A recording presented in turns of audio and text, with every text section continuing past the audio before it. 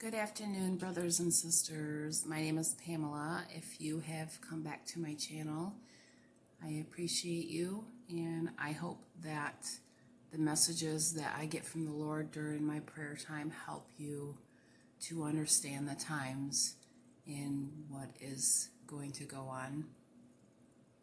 I have a couple different messages. I believe I am going to split them up. And so right now, the message that I'm just going to give you is the message that he talked the most about while I was just in my prayer closet. Some questions that I had for him, because I continue to hear prophecies and messages from other brothers and sisters, and I wanted to go to him to confirm things and to understand a little bit more about what is going on. And he answered me in all of these questions. And in one question he answered before, but then just reconfirmed what he had told me. And so he was talking to me about, yesterday he had actually started and was talking to me about how his bride, not a hair on their head will be touched during any judgment that's going on right now in the world. Not tribulation, but in the judgments that are going on around the world. Not one of his brides, not one of his children who are living for him faithfully right now, who are seeking him and abiding in his presence. Not one hair on their head will be touched by any of the judgments that are falling. He will protect them all until his coming. He also showed me, before in prayer, he had showed me the door which you enter through to go to heaven. Before he showed me the door, and it was cracked, but it was cracked enough for your big toe to be able to get through, and you had to open it to come through, so you really had to seek him to come through. He just showed me the door again, but the door was cracked to the point where you may be able to fit your baby toe into the door, but not anything else more than that.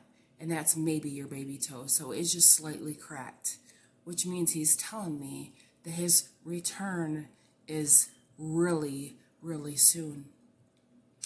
I also went to him about a few questions that I had, because I keep hearing about a famine coming. I also read in Revelation during the opening of the seals, that is going to be, I believe, the third seal, and I did make a video on it if you'd like to go back and look at it. I believe it is the third seal where a plague is going to come upon the earth.